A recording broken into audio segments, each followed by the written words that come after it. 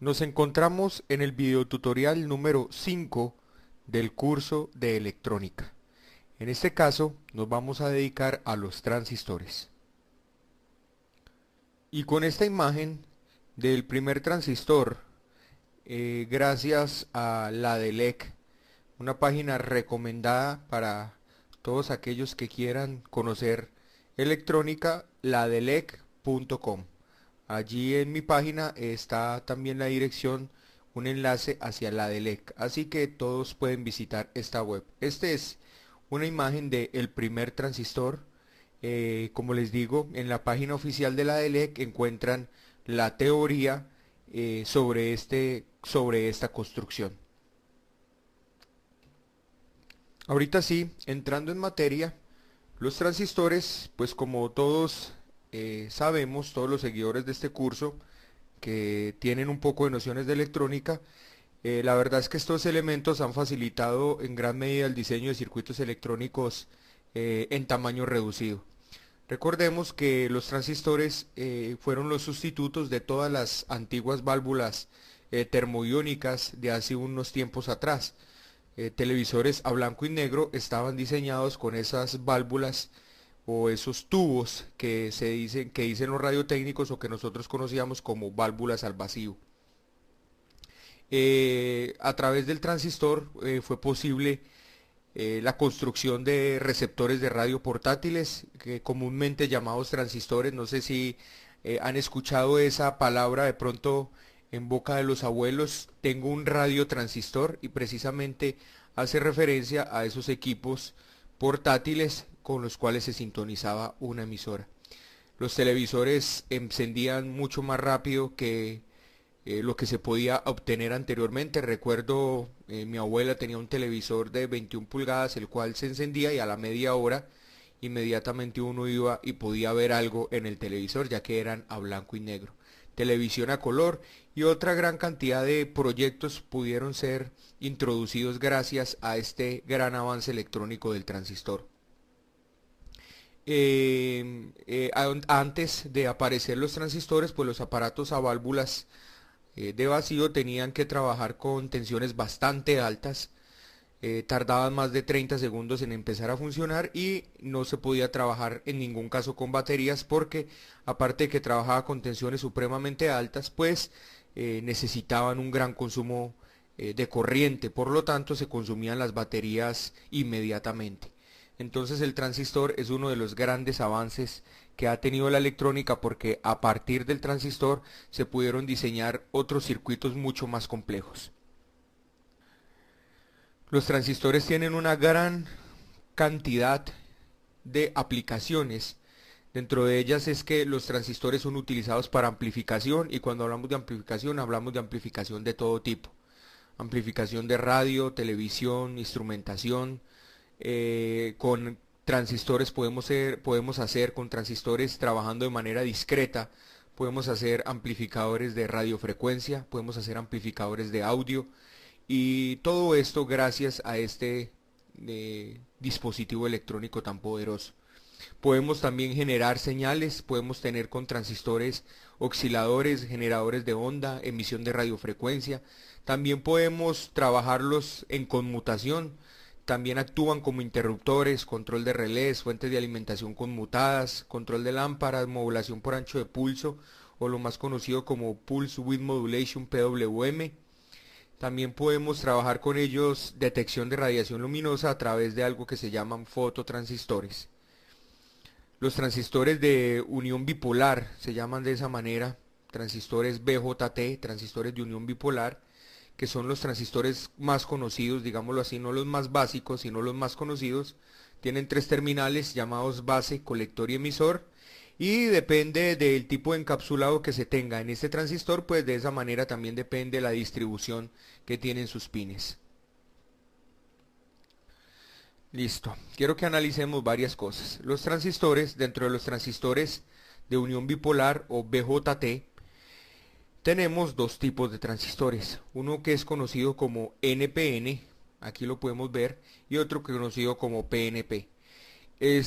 Parte de la teoría de esto lo expliqué cuando hablamos de diodos, así que si están viendo por primera vez este video tutorial y no han visto los anteriores, por favor remítanse al capítulo número 4 de este mismo curso donde está la teoría sobre diodo y allí sabrán a qué hacemos referencia cuando hablamos de uniones NP y PN.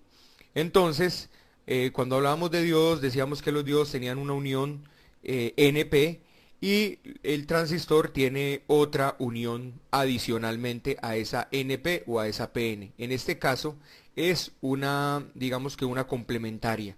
Tenemos entonces una unión NPN, o sea, una unión cargada eléctricamente negativa, una unión cargada eléctricamente positiva y otra unión cargada eléctricamente negativa.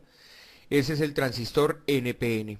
Y en el otro caso tenemos el transistor PNP, que es una unión cargada eléctricamente positiva, una unión cargada eléctricamente negativa y otra cargada eléctricamente positiva. Aquí podemos ver en este dibujo que tenemos acá, recordando como hemos hablado en todo este curso que la corriente siempre fluye de menos a más, pues tenemos un flujo de electrones a través de este sistema. ¿Por qué tenemos un flujo de electrones? Bueno, ya les voy a explicar más bien en el tablero cómo funciona esto, pero lo que quiero que entendamos es que los transistores tienen tres terminales, uno es llamado emisor, el otro es llamado base y el otro es llamado colector. Esto es en los transistores más comunes que nosotros nos encontramos.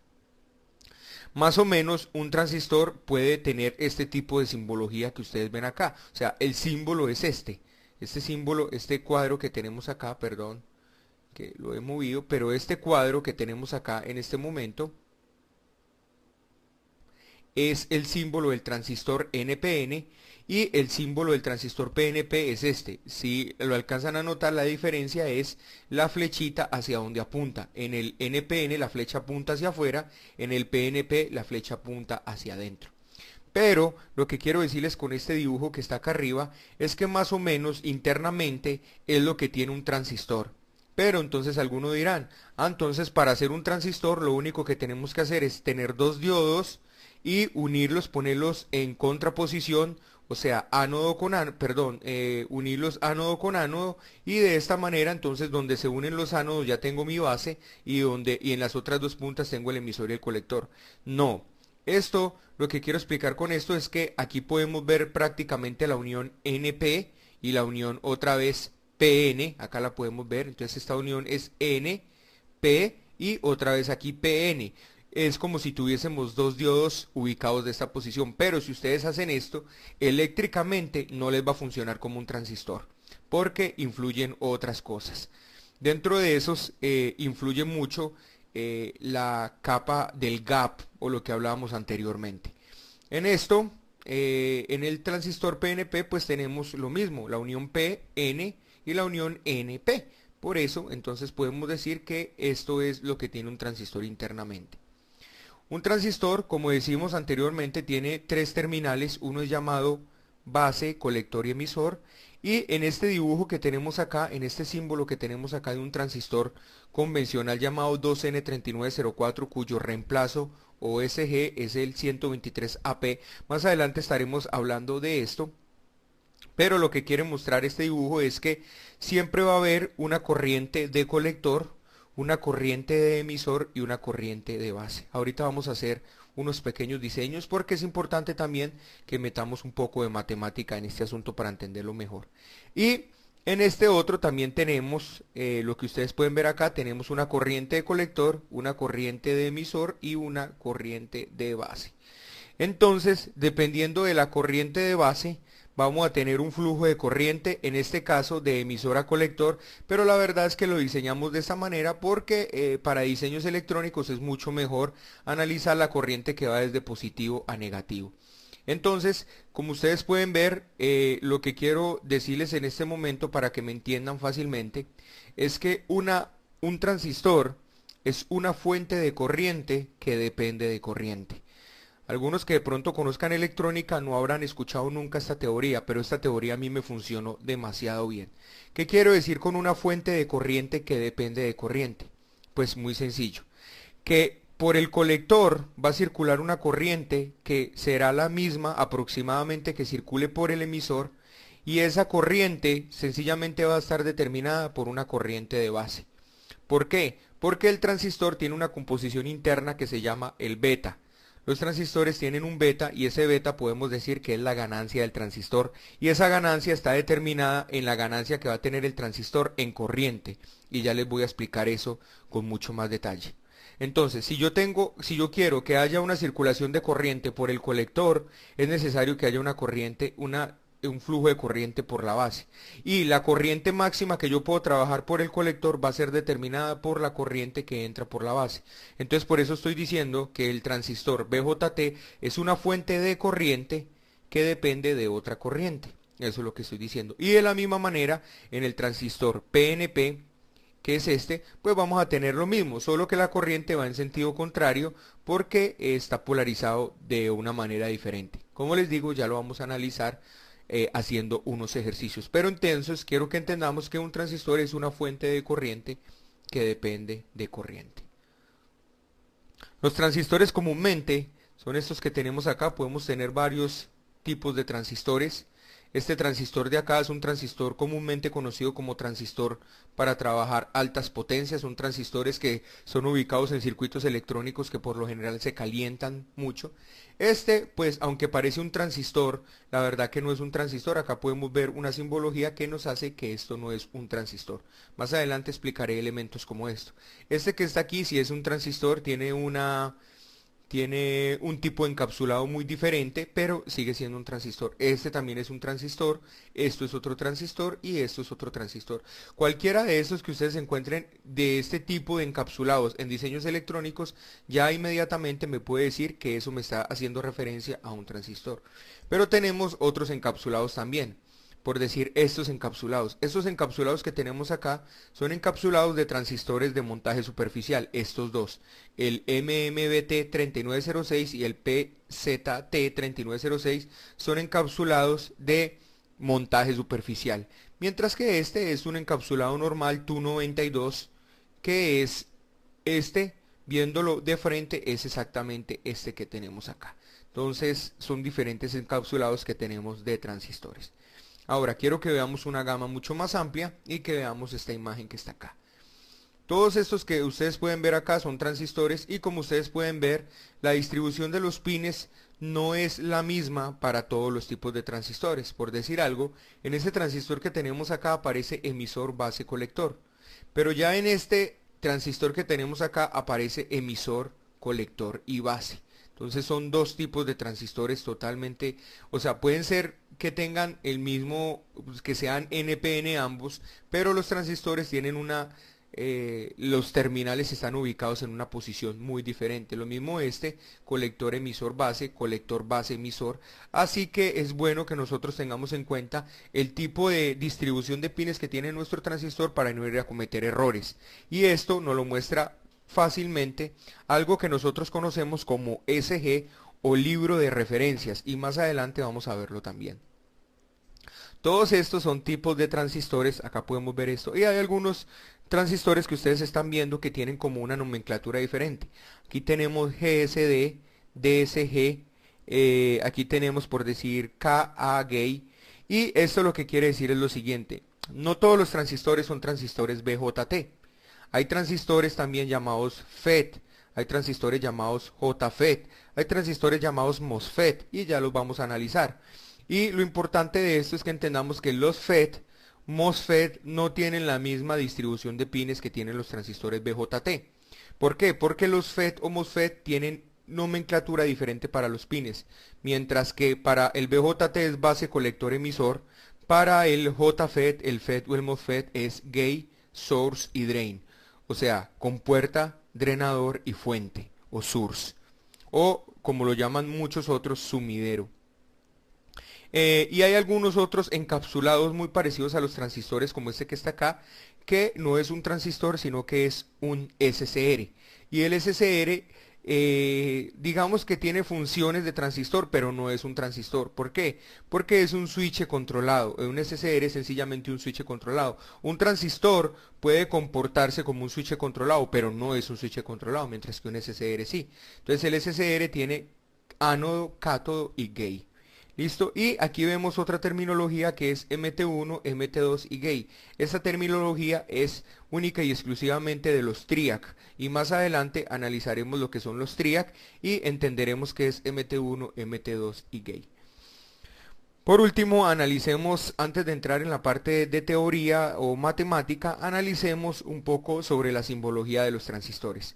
Todo lo que ustedes pueden ver acá son símbolos de transistores, pero quiero que lo analicemos más bien en otra imagen. En esta imagen que estamos viendo acá podemos verlos más fácilmente. Estos dos tipos de transistores ya los habíamos analizado anteriormente. Aquí hay un pequeño error y ya les voy a explicar el error que hay. Esto es base, esto es colector y esto es emisor. Acá lo podemos ver claramente. Pero en este lado esto es base. Este que está aquí, que aparece como colector, no sería el colector porque siempre la flechita me indica el emisor. Entonces en este caso este no sería C. Esta parte de acá no sería C, sino que sería E y este sería el colector. Eso es para que lo tengan en cuenta, por favor. Transistores de unión bipolar o BJT. ¿Sí? Esto es transistor junture bipolar, o sea, transistor de juntura bipolar o de unión bipolar. Esos otros que tenemos acá son transistores de efecto de campo. ¿Por qué? Porque es transistor FET-FIEL. Entonces son transistores JFET, entonces JFET es transistor F-fiel, o sea, transistor de efecto de campo. Y el J lo ponen porque sería juntura, o sea, transistor de efecto de campo juntura, o sea, más o menos lo que quiere decir es que es un transistor pues con una juntura, pero que es de efecto de campo. La teoría para mí de los JFET o de los FET es sencillamente la siguiente, es una fuente de corriente, pero depende de voltaje. ¿Qué quiere decir esto? Los JFET, los FET y los MOSFET son transistores que no tienen una unión física entre el gate, el drain y el sur, mientras que en los transistores bipolares sí hay una unión física. ¿Cuál es la unión física? Por decir, entre base y emisor hay una unión física que es un diodo, acá lo podemos ver. Entre base y emisor hay una unión física que es el diodo, pero en los transistores JFET no hay una unión física, hay una unión de efecto de campo, mejor dicho, se produce un campo electromagnético, un campo eléctrico en esta parte entre el gate, el drain y el sur que los separa totalmente, de tal manera que solo hay una unión física entre el drain y el sur, pero nunca entre gate, drain y sur. Por eso, cuando se establece, entonces, ¿qué digo yo sobre la teoría de los JFET? Es la siguiente, que es una fuente de corriente, por acá, por el drain, va a circular una corriente hacia el source, que depende no de una corriente, sino de un voltaje. A un muy pequeño voltaje por el gate, inmediatamente voy a tener un flujo de corriente por el drain y el source. Por eso, esos transistores JFET son utilizados en sistemas donde se necesita que la impedancia de entrada sea demasiado alta. La impedancia de entrada de estos transistores JFET tiende a infinito. ¿Por qué? Porque no hay, como yo les digo, no hay una unión física entre este punto que es el gate y entre el drain y el source. Por lo tanto, la impedancia de entrada de estos transistores tiende a infinitos, utilizados por lo tanto en sistemas de amplificación de radiofrecuencia. ¿Por qué? Porque cuando estamos trabajando con radiofrecuencia lo que estamos enviando son señales a través del aire convertidos sencillamente en ondas eléctricas y magnéticas que viajan a través del aire. Estas ondas llegan y las recoge una antena, pero obviamente llegan con una señal de voltaje muy bajitas. Entonces, como llegan con señales de voltaje demasiado bajitas, ¿por qué? Dependiendo de la distancia, dependiendo del clima, dependiendo de muchos factores que ya no tienen nada que ver con el diseño electrónico, sino que tienen que ver ya con el aire, y uno no controla ni el aire, ni nada de eso. Entonces se utilizan este tipo de transistores. ¿Por qué? Porque al entrar esa señal por el gate, podemos garantizar en el diseño electrónico que la señal que entra es exactamente la misma señal que estoy trabajando en el transistor internamente. Por eso es que es usado estos transistores cuando se amplifica radiofrecuencia.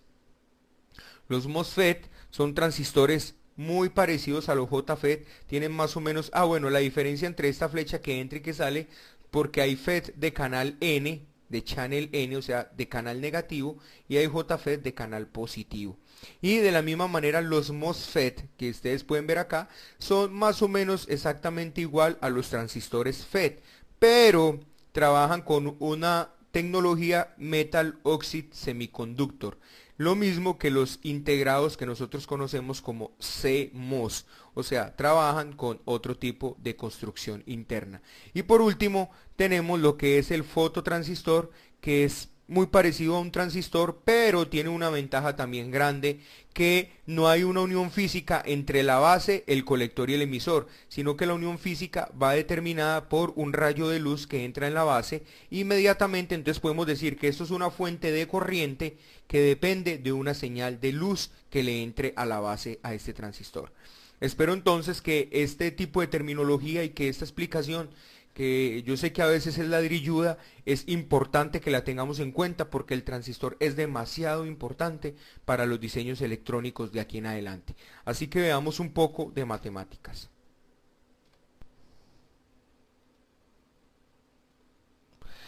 Listo, mis queridos amigos. Entonces, vamos a mirar algo de BJT.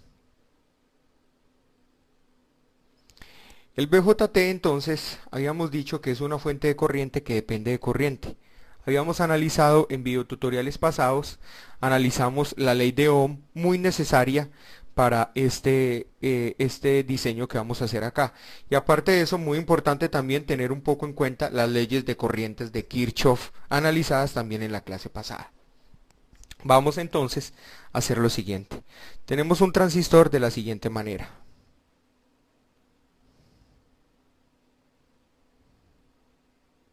Digamos que en esta posición voy a poner a funcionar un motor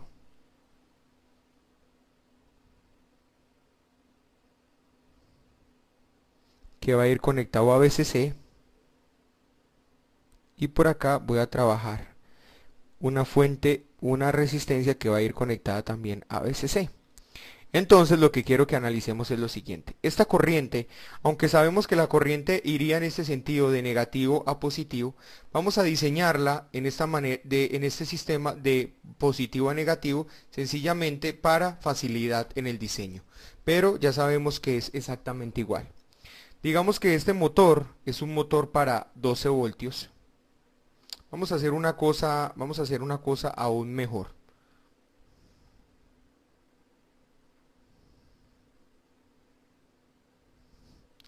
Voy nuevamente a diseñar el circuito porque quiero analizarlo con algo para que lo entendamos mejor.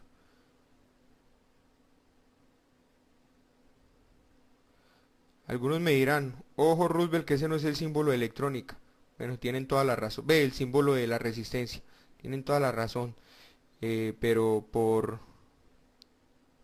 sencillamente por diseño de rapidez, dejémoslo así. Entonces VCC, listo. Y esto va a ser un motor. Vamos a decir que este motor sencillamente necesita 12 voltios para trabaja para 12 voltios. Entonces obviamente nuestra fuente de alimentación tiene que ser mínimo para 12 voltios y de ahí para arriba. Entonces vamos a decir que nuestra fuente de alimentación tiene 15 voltios.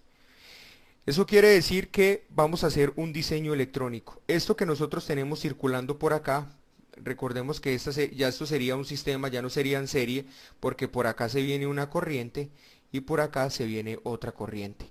Esta corriente, llamémosla corriente 1, y esta sería la corriente 2. Esta corriente 1 sería igual a la I de base, mientras que la corriente 2 sería igual a la I de colector. Podemos decir nosotros, cuando estamos haciendo diseños electrónicos, hay unos términos en transistores que es lo siguiente. Cuando nosotros estamos utilizando un transistor como un switch, o estamos utilizando un transistor para sencillamente manejar corrientes a través de él, lo que nosotros queremos es que el transistor se vaya a un estado de su trabajo que se llama saturación. ¿Listo? De todas maneras, todos estos términos, pues yo no quiero que la clase se vuelva ladrilluda, y como no quiero que se vuelva ladrilluda la clase, todos estos términos, más adelante, cuando estemos ya haciendo diseños también de amplificadores, cuando entremos a ver amplificadores y hagamos amplificadores con transistores, pues hablaremos del punto de trabajo Q y otras cosas que hay que tener en cuenta. Pero de momento quiero explicarles rápidamente porque la idea es que la clase sea práctica también. Ahora tenemos lo siguiente, la corriente que nosotros necesitamos que circule por acá, digamos que las especificaciones del motor es que el motor necesita para trabajar 12 voltios y digamos que el motor necesita para trabajar, pongámosle 250 miliamperios. Entonces yo ya tengo unos datos básicos, unos datos bases, que es que el motor tiene que trabajar con 12 voltios y segundo, que la corriente que tiene que circular a través de ese motor sean 250 miliamperios. Por ende, yo ya puedo decir entonces que la corriente de colector va a ser igual a 250 miliamperios. ¿Por qué? Porque va a ser la corriente que circule precisamente por el motor y la corriente que circula por el motor pues va a ser la misma del colector. Yo tengo colector, base y tengo emisor. Ahora, hay otras cosas importantes para tener en cuenta en el diseño en electrónica, que es que prácticamente podemos decir que la corriente de colector es aproximadamente igual a la corriente del emisor. Entonces, ¿por qué? Ya ustedes pueden ver que esto acá es un circuito en serie. Todo esto que viene aquí es un circuito en serie. Luego la I2 se une acá abajo en el emisor con la I1 justo ya antes de aterrizarse para convertirse en la I total del circuito, que sería la que sale de la fuente de alimentación. Entonces, en este sistema tenemos dos mallas. La primera malla, que sería la malla base emisor, es esta que está acá, y la segunda malla sería esta malla que está acá. Cuando hablo de mallas según Kirchhoff, que es las leyes de mallas de Kirchhoff también. Entonces, teniendo esto en cuenta, vamos a hacer entonces el análisis. Lo primero que todo es que yo sé que en el motor van a haber 12 voltios. Entonces yo ya sé que el voltaje del motor es igual a 12 voltios. Por lo tanto, hay 3 voltios restantes que están perdidos. ¿Por qué? Porque yo tengo 15 voltios en la fuente de alimentación más 12 voltios en el motor. Esos 3 voltios me los tengo que consumir en algún lado. Porque si no me los consumo, yo tendría que decir que estos 15 voltios están en el motor. 15 voltios. ¿Por qué? Porque la fuente de energía, la que suministra energía es la fuente de alimentación y todo el resto de elementos son sistemamente elementos pasivos que lo que hacen es apoderarse de esa energía que le está suministrando esta fuente de alimentación. En este caso, pues sencillamente yo voy a decir que los 3 voltios van a estar acá en esta resistencia de diseño. Obviamente acá hay 3 voltios. ¿Por qué? Porque si yo tengo 12 y 3 que tengo acá, pues inmediatamente tengo 15 voltios. Entonces ya puedo decir entonces que el voltaje en la resistencia es igual a 3 voltios. Con este diseño en mente, entonces yo ya puedo decir lo siguiente, que hay otro voltaje que me haría falta, que sería el voltaje que hay entre el colector y el emisor. Hay que tenerlo en cuenta, pero para este caso el voltaje colector-emisor sería igual a 0 voltios. ¿Por qué? Porque yo voy a determinar que esto cuando el transistor se active se vaya a saturación de tal manera que esto se ponga y se me ponga como si fuera un cortocircuito aquí, como si fuera un switch totalmente cerrado, como si esto se cerrara acá, este switch, de tal manera que yo ya tengo entre el colector y emisor un corto, entonces podría decir que lo que hay acá es lo mismo que hay acá, exactamente 0 voltios. Entonces, de tal manera que yo podría hacer el diseño de la siguiente manera. Ahora, ¿qué me faltaría diseñar? Me faltaría diseñar qué voy a tener en esta resistencia. ¿Qué voltaje voy a tener en esta resistencia? ¿Qué corriente va a circular por acá? Y para eso entonces hacemos uso de lo siguiente.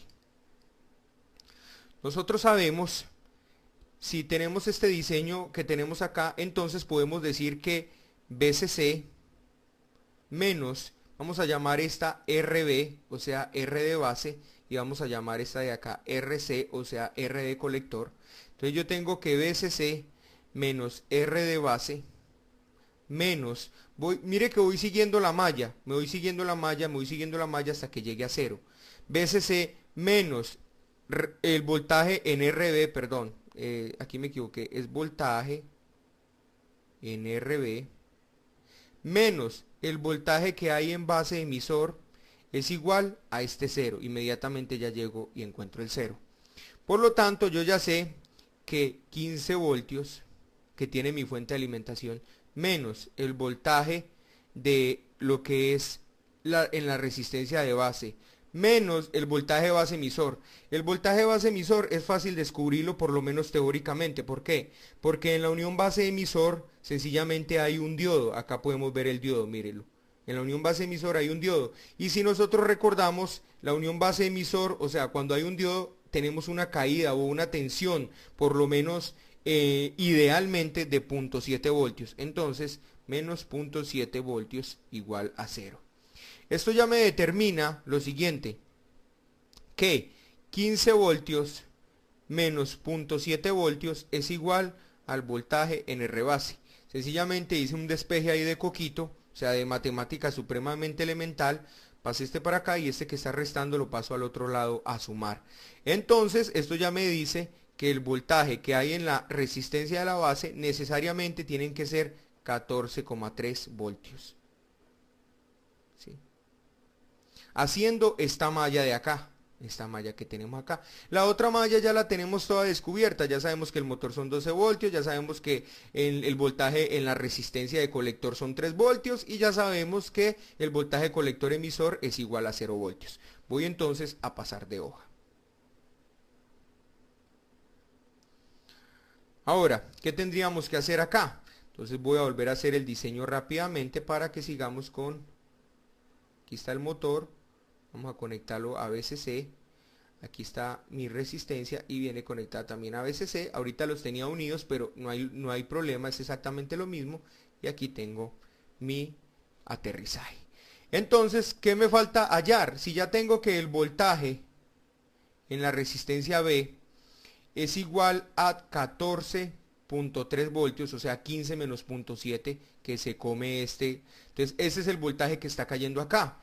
Entonces me falta una cosa, ¿cómo hago para saber la corriente que va a circular por acá? Bueno, la corriente que va a circular por acá, matemáticamente, idealmente también es muy fácil calcularla. ¿Por qué? Porque podemos hacer lo siguiente. I de base, póngale cuidado, perdón, I de colector, o sea, la corriente que circula por el colector es igual a beta veces la I de base. ¿Listo? ¿Qué quiere decir esto? Ojo, y que esto es importante que lo tengamos en cuenta.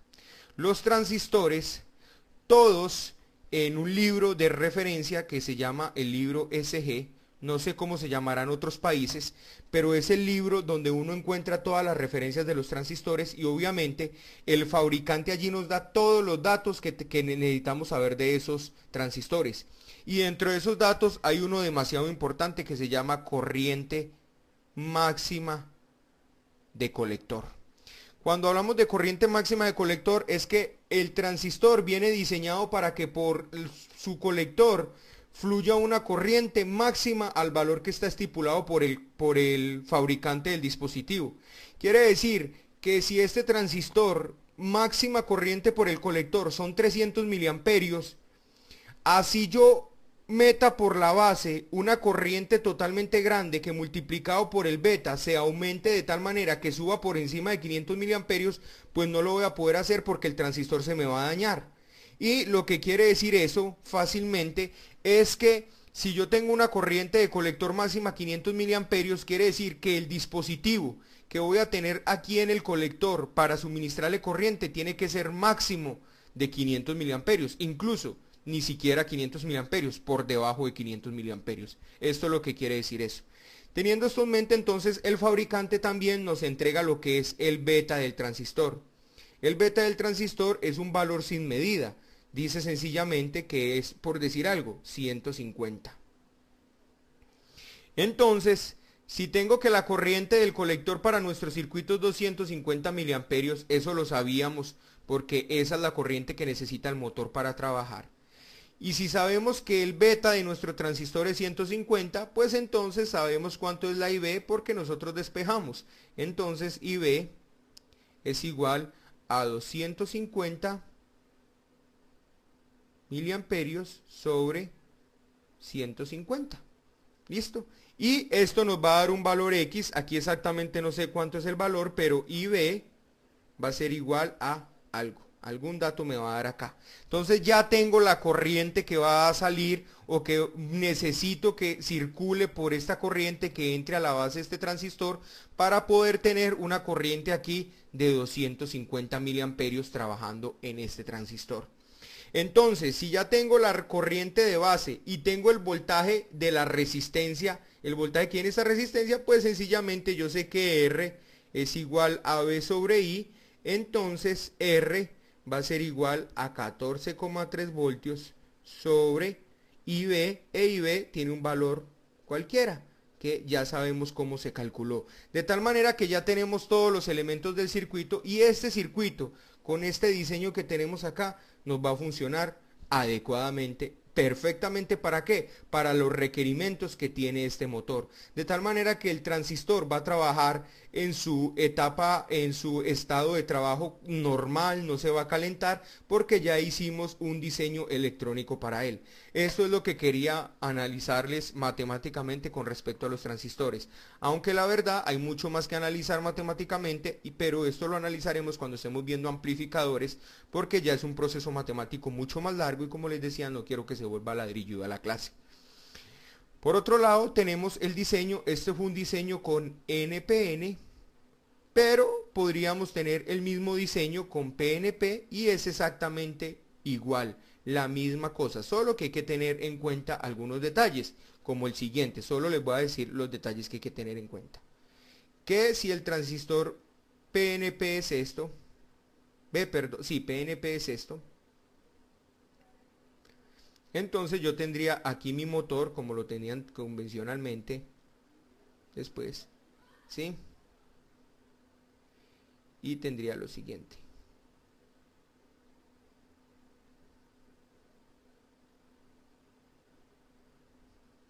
Y este iría conectado a VCC.